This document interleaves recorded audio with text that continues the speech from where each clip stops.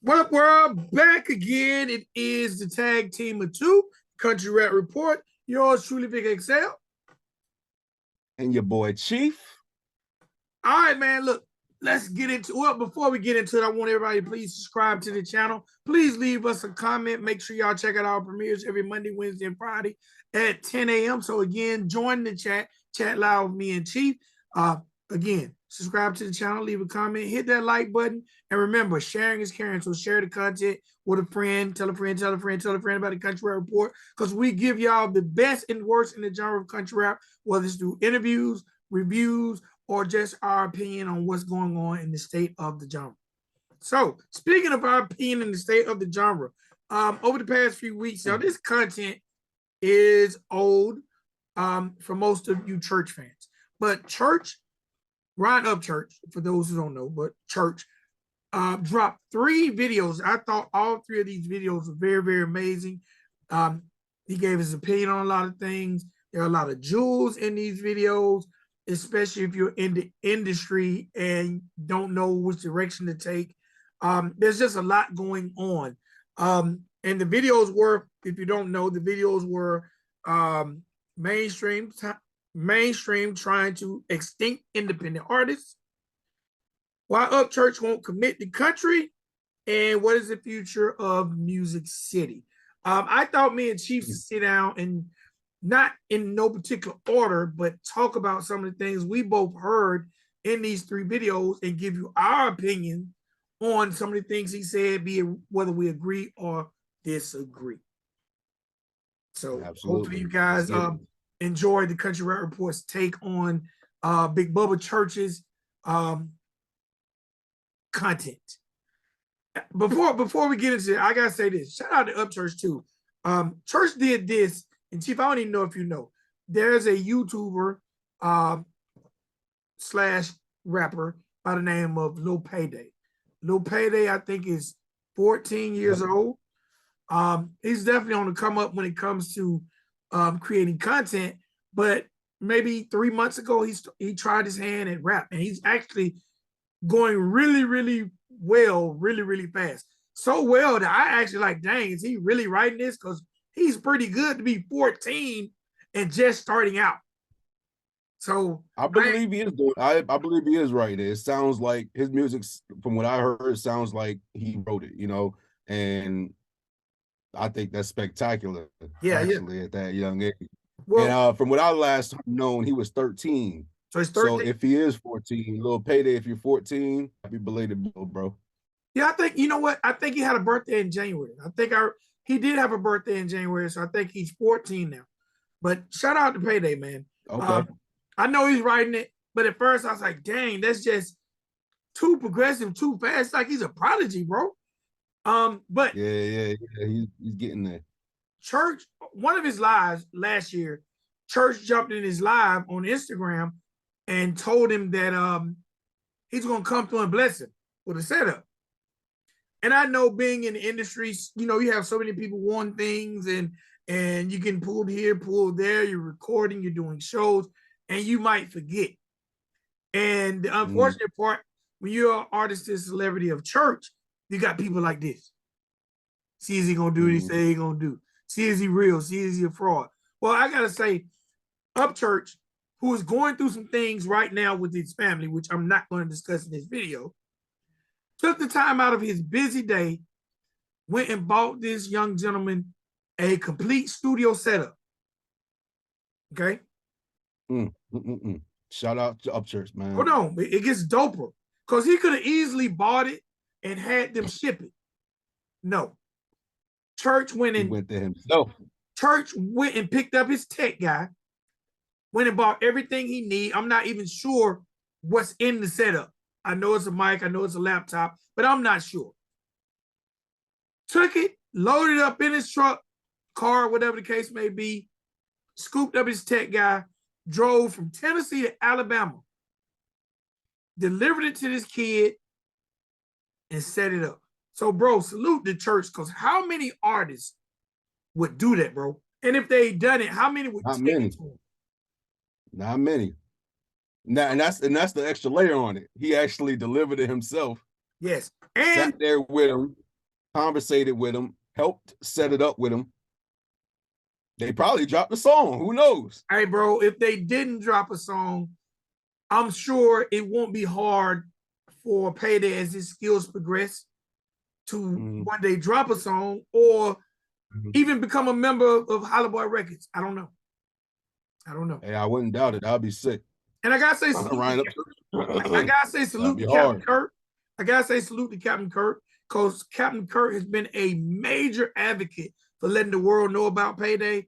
And I'm sure Kirk is the person who put Payday on Church's radar. So salute to Kirk, salute to Church, and congratulations to Payday, man. That's really big for the job. It's some grown men out here wish they could get that blessing. Yeah, that's a fact. Hey, man, Church can, hey, you know what? Church ain't even got to come by me or set up. He can just come blow with me. He can just come to For real, yeah. I be seeing them light up.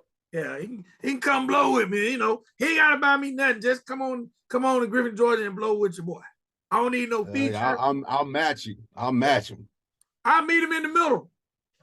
You 100. All right, so look, man, let's get to these videos. The one I enjoyed the most was mainstream is trying to extinct independent artists. Can I tell you my favorite real quick? Yeah, which one was your favorite? My favorite is the third one, the one, the Music City video. Okay, why was that your favorite? Because this is things that I've been thinking and I've been talking about to those that's close to me for a while, for years, you know. Okay. So I'm excited to hop into that one because that's the real deal right there. All right, I'm gonna just take some pieces. We'll just take pieces. We just throw darts out there. We ain't gotta follow format. We're just gonna, me and you have a conversation. The first thing I liked, because some months back, there was a country artist. I can't remember who it is. I don't want to just throw a name out there, but he went on Twitter and said, "Country plus rap equals crap." Crap. Mm-hmm. I got the dude name. Was it Travis Tritt? I forgot his name. There it is. Travis Tritt tweeted out, "Country plus rap equals crap." Oh, now let me say this. Church said in 2023, no, it ain't, bud. Well, guess what? Since the insertion of hip hop, there has been country rap. People just don't know. In like 1995, and I'm gonna do my Googles while we talk, there was an artist, his name is Sean Bowen, I think. Let me look this up so I can tell y'all correct. There was a gentleman by the name of the Rapping Duke. His name is Sean Brown. In 1985, he released an album called K Pasa. And the lead-off single, which is a platinum single now, was called The Rapping Duke. And the hook was da ha da ha da ha ha da ha ha. To show you how already that sounds hip hop. Now, to show you how that record is so historical, Biggie Smalls in a line said, "Remember Rapping Duke? Da ha, he never thought hip hop would make it this far. Would take it this far." That's what he was talking about? Yes. 1985, oh, that's legendary. That's fire. Sean Brown, aka the Rapping Duke, released the album. The song Rapping Duke is platinum. 85 is almost at the beginning of hip hop. So for anyone out there who has any misconceptions about rap and country working hand in hand, it's been working since 85. So that's deep. For Travis Tritt to call it crap, that's his opinion. But sir, your opinion holds very little weight because the Rapping Duke was selling records probably before Travis Tritt was. But Travis Tritt is entitled to his opinion. But there are millions and millions of dollars being generated monthly off of this so-called crap. Okay, so I'm gonna start there. Exactly. Second thing is, Upchurch talked about not paying to play. or he's not willing to pay to have his songs played on the radio. Okay, so with that, for him, that works. But for some, there's a major benefit. Like, take a market like Atlanta, and I'm speaking from the hip hop aspect. From the country rap aspect, that's probably a very, very important statement, because there's not really any radio play that you can get, because country radio is not going to play it because they don't want to play rap. Urban radio is not going to want to play it because they don't view it as urban. Turban radio, which y'all might not know, Turban radio is top 40 and urban. Those are the stations where you hear your more popular rappers like a Nelly or Lil Baby or The Baby. Those crossover records, they call that music turban.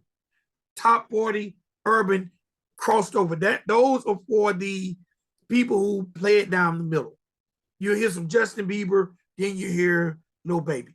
So I think for a country rap artist to even break into radio, that's where he's going to have to be played, which means your record is going to probably have to be really, really commercial. Okay? But let's just say you're an artist. And really, really big. Well, you got to have big, big pockets. Big, big pockets. But just say you're an artist. Let's use Jamie Ray for an example. And the reason I'm going to use Jamie Ray, because Jamie Ray is on Epic Records. So he's with someone who has a budget that could make this happen. Okay? Someone like Jamie Ray, if he had a catchy enough record, because once you're on a major label, there's something called a radio budget. So they have money set aside to pay. Okay? What radio does for you, for artists is, and I know Church broke it down, but radio does is open doors for two things that generates revenue away from your streams. Because number one, in his video, he said, I'm not going to pay this ticket and I can't make my money back. Well, that's not necessarily true. That's not necessarily true. Because just say in Atlanta, right? In Atlanta, Georgia, and I don't even supposed to say this, but you could take $1,000 and create a mix show campaign with a radio station. So for 30 days, they might play your record in the mix show. And Church is correct. That might give you 2 plays a day on a radio station for $1,000 in Atlanta. And I'm speaking firsthand. Okay, now, say you spend that $1,000. What you got to do then, that's when the real work begins.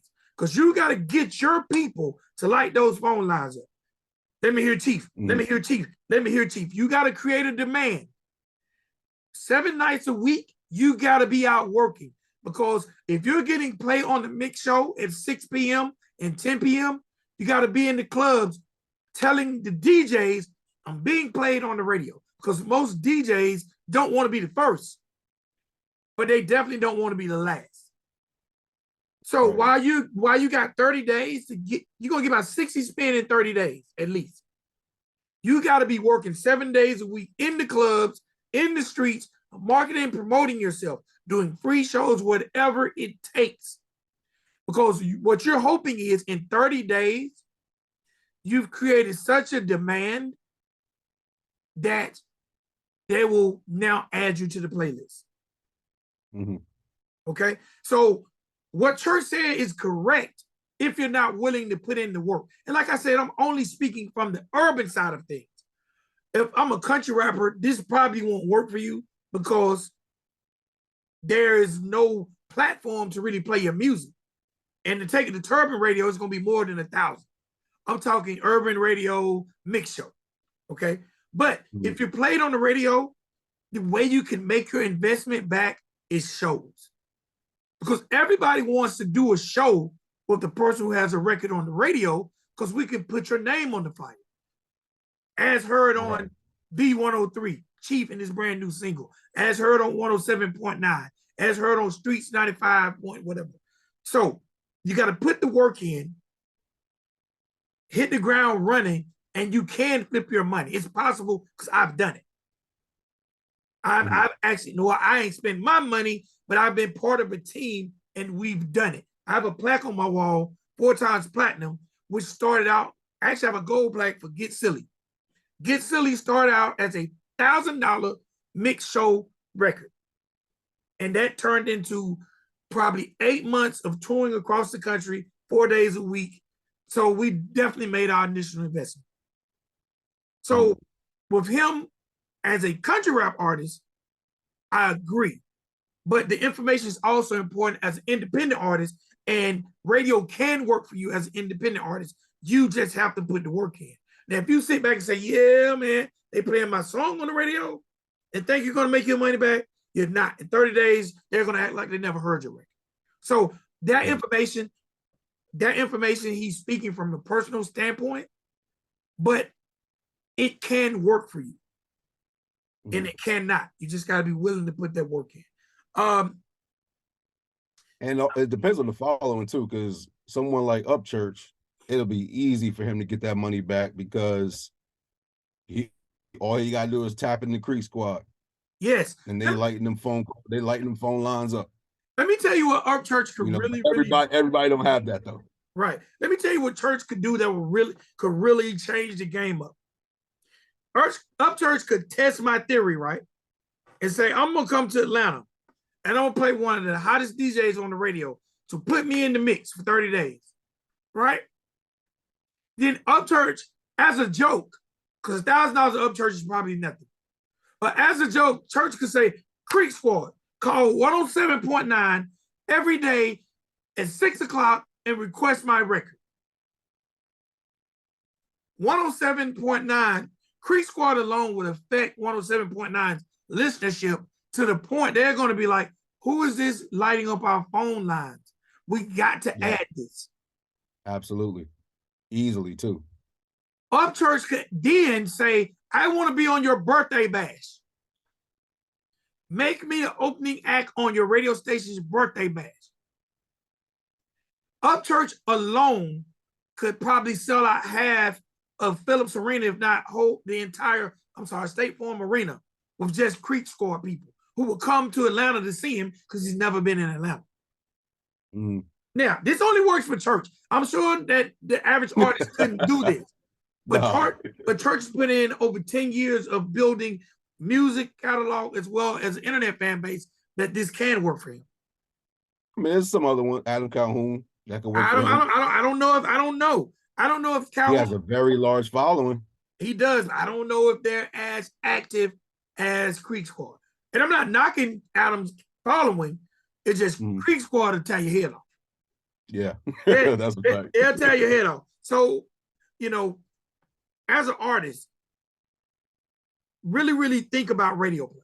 Think about if you want it, if you don't want it, are you willing to invest? And Church is right. You got to think about the return on your money, but it will increase your streams.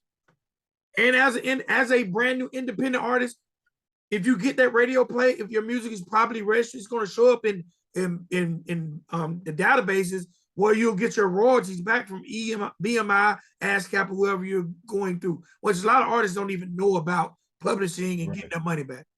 But if your music is properly registered, you get paid for radio play. So, but there's a lot of stuff in this that you got to research for yourself to see if it can and can't work. Okay. Now, I agree with Church. Mainstream sits back and they wait for things to get popular and then they jump on it. Like, I even know situations of artists who wouldn't sign with major labels, and the labels are, it's cool, you ain't got to sign. We'll just find another one of you. So mainstream has never been super creative when it comes to creating artists, but mainstream is known as being a machine. Even though we think they create artists, they're a machine meant to push what you've already built. And as we get more progressive on the computers, we're really giving them, we're doing the work for them. Perfect example is Chase Matthews. Perfect example. No different than me and you, Country Rap Report.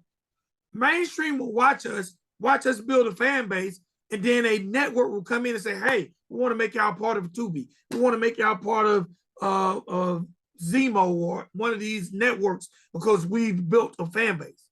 So at that point in your career, you have to decide, do I want to continue to make my money independent, or do I want to put a machine behind me that can gain me more fans? But that's a personal preference. Okay. In this video, and I know a lot of people in Creek Squad might be upset for me saying this, even Church. In this video, he mentioned Chase Matthews. Okay. Mm-hmm. Now he's right. He's right about Chase Matthews. Chase Matthews streams have went down. They've went down since he signed Warner Brothers. Okay. Mm-hmm. But because Church knows, I'm sure Chase knows, and I'm sure Warner Brothers and all their machine arrogance know that a large majority of Chase's fan base came from Creek Squad. Right. Okay. As a major label, they're willing to build on to what Church built on.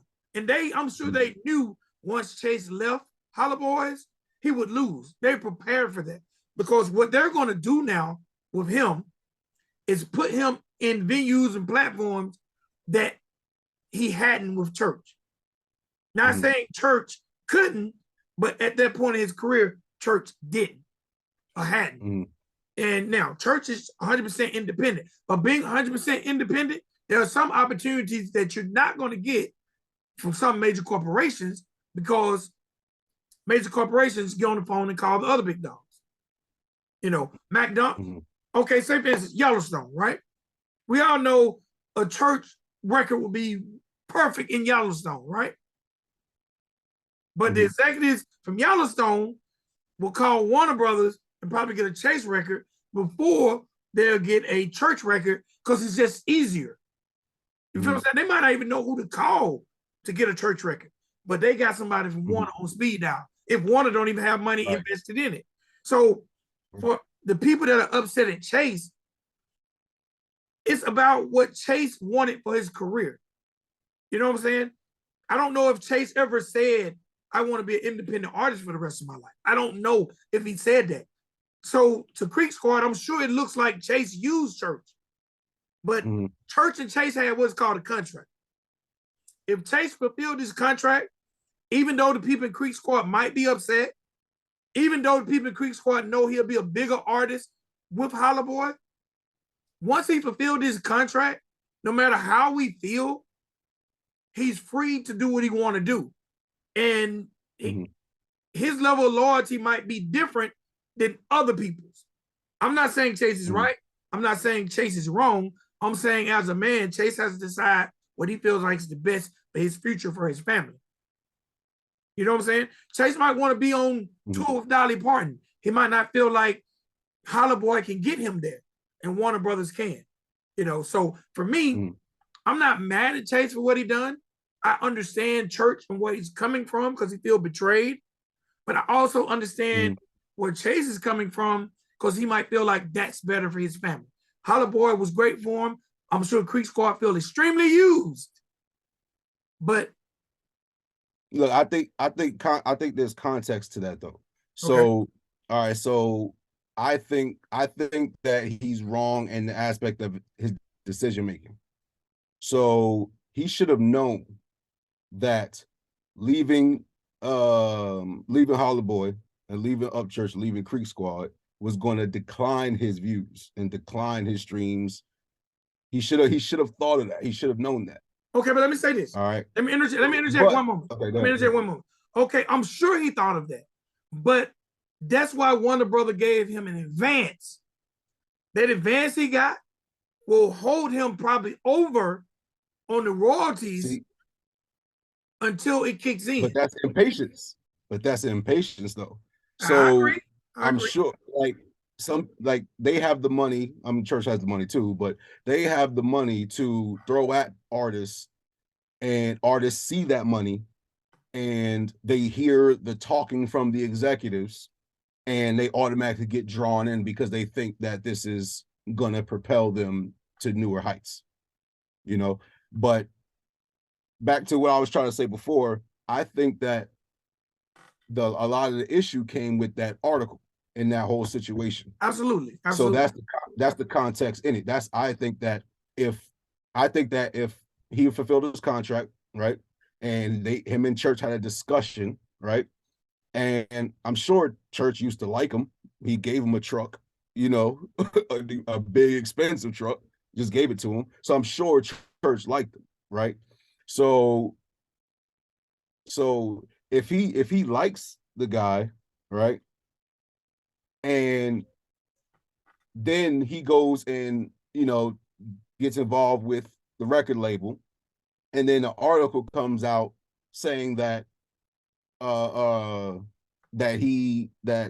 I forget exactly what it was about, is the $60,000 thing. So if that wasn't what Upchurch says is a lie, then I don't think it would have been an issue, because Upchurch liked Chase, and he probably would have, from what I hear from him, what I see him talking and stuff, he has a big heart. So I'm sure that if they had a discussion, they could have worked that out between them and say, all right, and then Church probably would have been like, you know what, if that's what you want to do, that's fine with me, go on ahead and do it. But I think that article made a big difference. Absolutely. Because now there's a lie involved, and now Upchurch feels disrespected because there's a lie involved. Now he's telling Creek Squad, and now of course Creek, you know how Creek Squad roll, they're gonna snap. They're gonna go crazy about it. So now that's where he gets that traitor description from, and all the dislike that he's received. And dislike is a light word for the situation. Now, and I agree with what you're saying. I think the context of that article is what set the fire. I think, because I don't think that Church was blindsided about Chase leaving. They had a contract, so I'm sure he knew the contract was over. Chase gave him money, so I'm sure all that was probably behind the scenes. We don't know the date, but when that article came out, which made it seem like Church was all in, you're right. That's when he felt disrespected, and that's when it came knowing that he wasn't all in. So I think that's why he snapped the way he did, and I think that's why Creek Squad snapping the way they did. Okay. Also in that particular video, he talked about like older artists working with younger artists, independent artists working with major artists. I always have said, I think we need an urban contemporary hip hop station. There's no such thing, but I don't think rappers should be forced out of the game once they hit an age demo. You know what I'm saying? So I think younger artists or independent artists working with older artists would extend the life of both artists. The Church mentions that, and that's something mainstream doesn't capitalize on. Get a elder artist to kind of walk a younger artist, independent artist in. So now the independent artists can reap the benefits of the older artist fan base, and then the older artist fan base can also reap some of the benefits of the younger artist fan base. Now, mainstream completely loses when it comes to that department, bridging that gap, because mainstream only wants what's hot right now. We don't care if you sold us 100 million records. You're older. You're not hot. Bye-bye. Yep. Get your ass on the old school circuit. Yep. So one thing I will, this is the part of the conversation I was talking about earlier. So I wanted to get into that conversation because, all right, so he was talking about independent and mainstream, which is all well and good. However, mainstream already has a huge machine behind it. So my thing is, why not grow the independent country rap artists? So, for example, just like what happened with Chase. Chase was millions of views after he got with Holla Boy, right? I'm sure Lil Payday is going to skyrocket. I'm sure he's going to skyrocket because, Upchurch likes the kid, So let's say he was talking about five artists, right? So let's say Upchurch, Adam Calhoun, Jelly Roll, Struggle, because Struggle's up there. Who's another big name in country rap, independent? Let's just say Tom McDonald. Tom McDonald, okay. So if these five got together, it was like, look, we're gonna go ahead and blow country rap the fuck up. We're gonna go, each of us, we're gonna find the hardest artists in the genre. We are gonna do songs with them, like Church was saying. He don't even want the money from the majors, so I'm sure he's not gonna want the money from the little guys. So I'm sure he would do the songs and just 100% give it to the artist, right? Right. He doesn't need it. You know, he could drop a song and get 1 million views in 2 days or something, you know? So my thinking is if you all grab 5 artists, that's 25 artists right there that now have the opportunity to grow massively, right? Mm-hmm. Now, I think the only agreement would be to pay it forward. When you get to a certain level, you pay it forward to the next artist that you believe has a shot. And I think that the country rap genre, and Church, he's already been doing this, so it's not something new for him. He's already been doing that. But if it was done on a bigger scale, I think that the genre would blow up.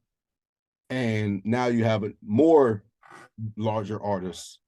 And now the whole genre itself is getting bigger. It's already getting bigger because you got people like Colt Ford doing songs with Kevin Gates. Yes. Produced by Jermaine Dupri. Produced by Jermaine Dupri. So how much more urban does it get than Kevin Gates? You know what I'm saying? And how much bigger does it get than Jermaine Dupri? These are two mega artists and producer in the game. So it's already growing massively. But I think sparking that flame can help out so many other artists. And then you're helping out so many other families. So now you're doing good all across the board. Now all these artists are coming up. Now they can start bringing up artists. And I just think that pretty quickly the genre can grow, and I just think that's something that's a real conversation to be had. I'm gonna say this, and so I don't really understand the concept. All right, let's say this, because I come from the hip hop side of things, okay, and I've dealt with independent artists as well as mainstream artists. Mm-hmm. Okay. And I listen to fans every day on the country rap side of things. Every country rap artist is independent. There's only one non-independent country rap artist. Okay? Let's start there. So when everyone's yelling or being upset about, oh, we don't need mainstream, we don't need mainstream, we don't need mainstream. The genre is so small right now, and most of the genre supports such a small portion of the genre. Without mainstream, 90% of you will continue to work your job and do music. Mm-hmm. To me, if you want to change your family's life, and if this genre per fans don't grow, you're going to continue to do it for a hobby. That's just my personal opinion. I don't know. I know over 200 country rap artists. I don't know but maybe 10 who doesn't work and makes over $50,000 a year off their music. Maybe 10. Right. Okay, so I know everybody's no mainstream, no mainstream, no mainstream. I think everyone, and we can say what we want to say. It sounds really, really noble to say, I'm doing this for the love. I'm doing what I do for the love. Anytime you do something, okay, like this podcast, we're not making money off this podcast. We're doing it with the hopes of making money off this podcast.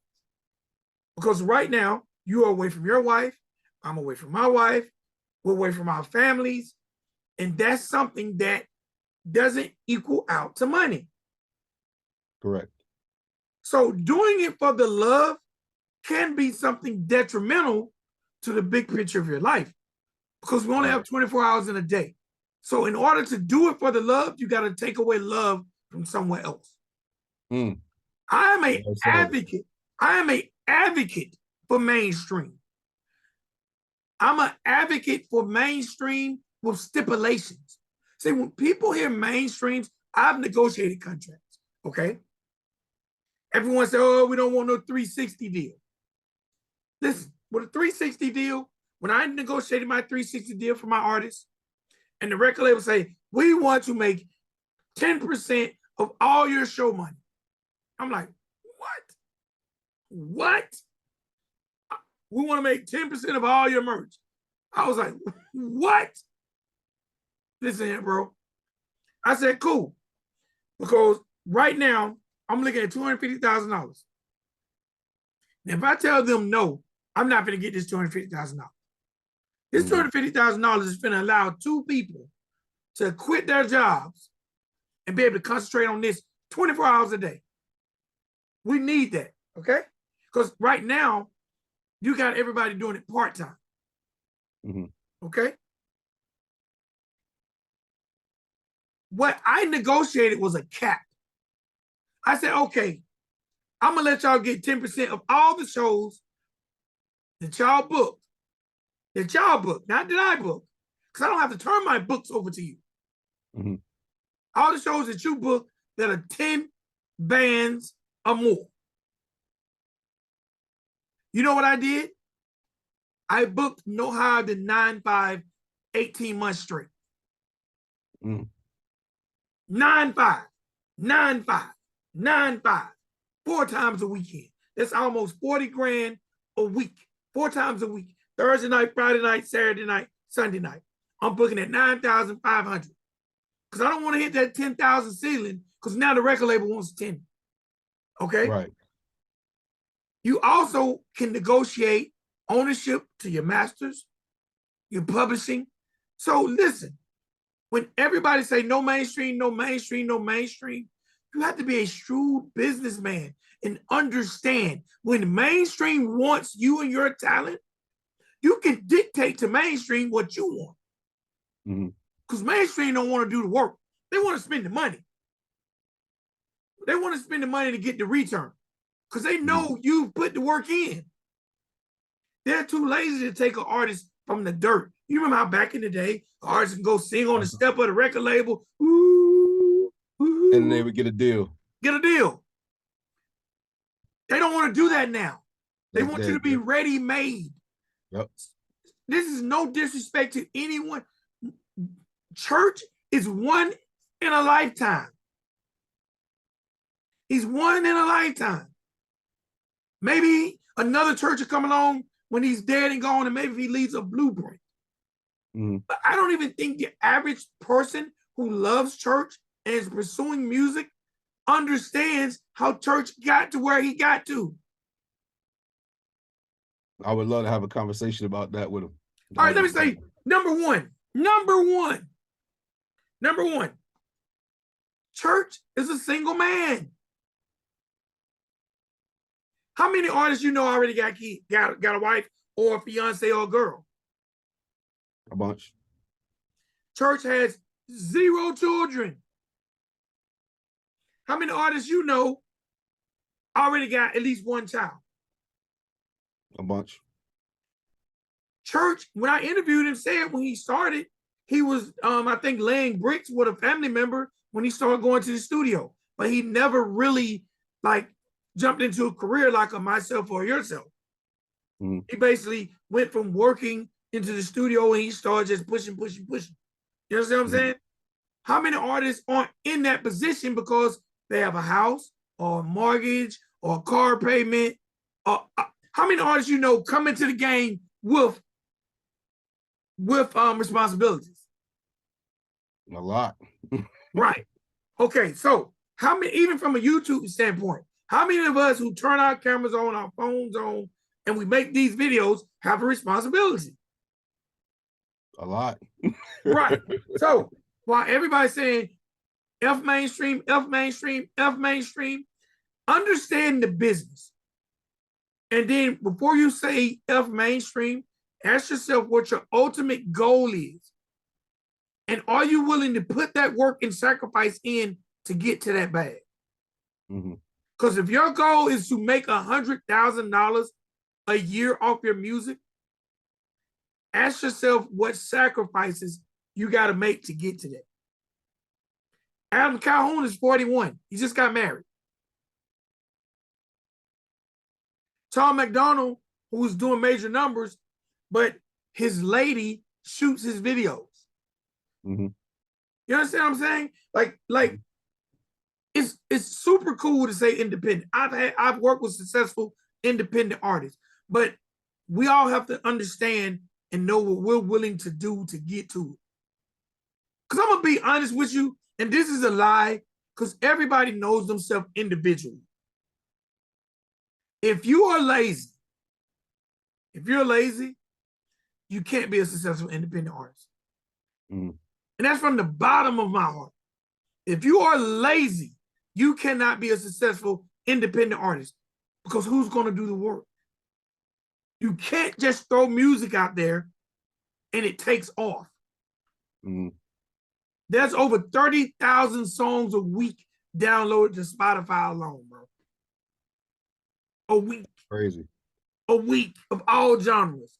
So how do you stand out? You got to put the work in. And I think it's easy, very easy. I wanted people to understand this too.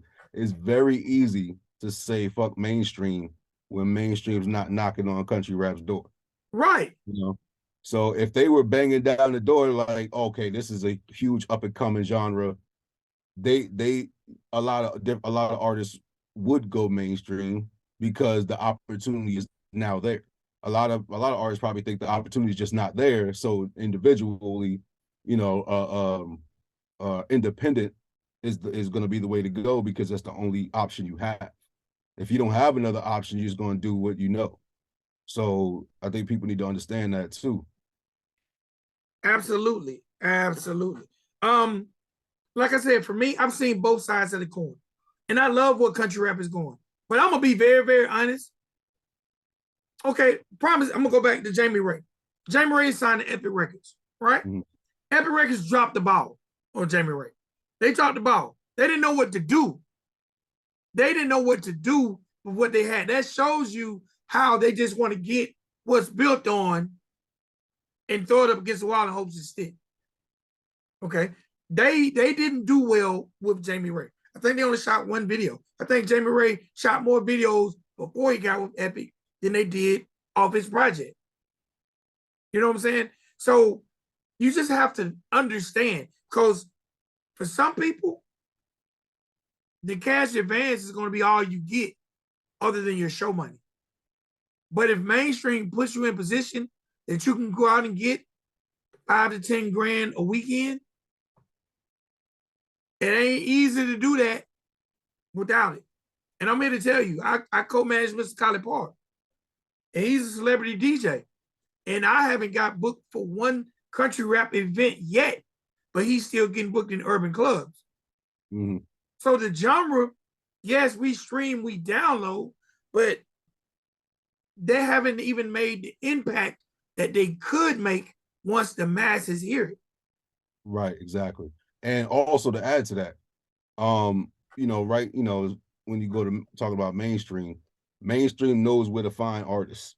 That they find them where they always found hip hop artists, in the hoods, in the suburbs. Yeah, in the trailer parks. So just as much as the hood has something to say, the trailer park has something to say. Yes. Just as much as the suburbs has something to say, the backwoods has something to say. You know what I'm saying? And I think people will be very, very shocked. I mean, it should be obvious, because growing up poor is growing up poor, but it should be obvious. But I think people will be shocked to find out that there's a lot of similarities. There's a lot of similarities. In what? Between urban hip hop and country rap. Well, absolutely. Yeah. Country rap is so similar to independent hip hop. Yeah. Just like, even though we might squander and bicker about differences, the trailer park ain't very much different from the project. Absolutely. The mentality of the people coming up from both is very, very the same. That's why I've never understood why poor people find something as minute as color to argue about. Right. Because we're all poor. It's, it's so stupid. It's so stupid. The Me lack and of my boy Echo, I'm good friends with Echo Sykes, and we have these discussions all the shout time, out man. Echo Sykes, man. That's a good dude. Shout out to Echo Sykes. Salute. I really like him. And we have these open conversations all the time. We have it in IG Messenger, we have it on Facebook news feeds, and we both feel the same way. He had different experiences. I've had different experiences, but then we've also had the same experiences and also similar experiences, and I think that's the same thing with country rap and the mother genre hip hop all across the board. You know what I'm saying? The same drug issues, the same drug issues is going on both sides, but the type of drug might be different. Yeah. You know what I'm saying? In the urban side, you might have crack cocaine, and you might have which is all over the place, obviously, but there's differences. You might have crack cocaine and heroin, but in the countryside of things, in the trailer parks in the backwoods, you got pills and meth. And you know what I'm saying? Both of them gonna kill you. So but it's the same thing, just different drugs. Same thing with the content.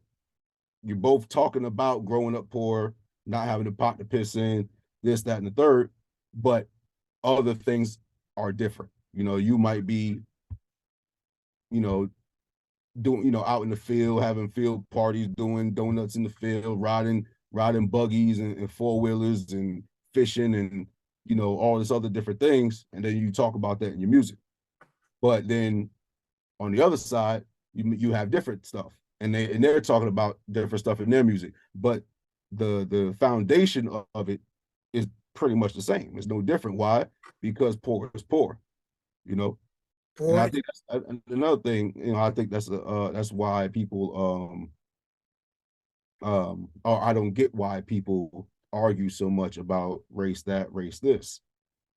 It's really pointless, because no matter what, we've seen it. No matter what your race is, the same things could happen to you in your side of the world as could happen in a different side of the world. So I just, there's a lot of things to that, but that's probably for another conversation. Yeah. With country rap, it's just the fan. The content is different because it caters to the fan. Mm-hmm. But the soul that it generally comes from is pretty much the same place. You're trying to rap your way out the hood. You're trying to rap your way out the sticks. Exactly. You know what I'm saying? And you're trying to use your God-given talent, which the same God gave the talent to both, to change your life. Yep. You know what I'm saying? If you're rapping for a better environment for your kids, that environment doesn't matter where you're coming from. Right. And I'm gonna be honest, you can like country rap and not like rap, but you cannot act like country rap didn't come from hip hop. Right. Because if you never had someone drop a hip hop record, I don't know if you ever could have had a country rap, because the rap came from the hip hop. It's one of the elements of hip hop. Right. And back to Upchurch again. Where did his influence come from to start rapping in the first place? 50 Cent. Yep. 50 Cent. So, but he loves that type of music. He loves country music, he loves rap music, he loves all type rock, obviously, because he does it very well no matter what the music is. You know what I'm saying? Same thing with Adam. I just watched the video, a little short on YouTube that he was talking about. And he was talking about of course he is in the genre of country rap. He's country rap. But what he loves to listen to is the mother genre of hip hop. He loves that grimy shit. He loves the 808s. He loves, you know what I'm saying? So I think that, just like we've been saying, it's the same. What's the saying? Two sides to the same coin. Yes. Absolutely. Let's talk about the other video that Church put. We kind of covered some of this stuff in it. What is the future of Music City? It was an open conversation. Let me tell you the future of Music City, of independent hip hop. is going in the absolute right direction. Absolutely.